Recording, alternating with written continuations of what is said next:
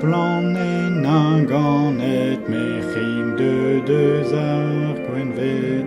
C'est unique gant gredent an edouardrezo dordan evet. A d'un ani a resbeber a re a c'houzanv disran.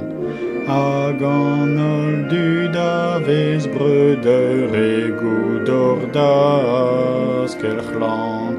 Nem zo de da ben davez an kile degile epsi.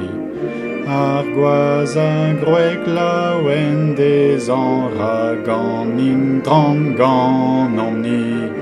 Vivez ar priet gant e briet war ar vouldoar matman.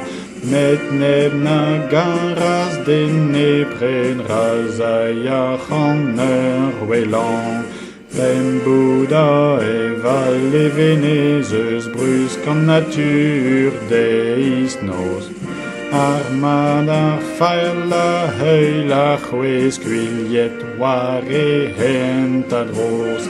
Rei a reas deom gwin pokou beteg ar maro ur mignonel. Ad ar prin ero as c'hoanto dirag dou emañ o el.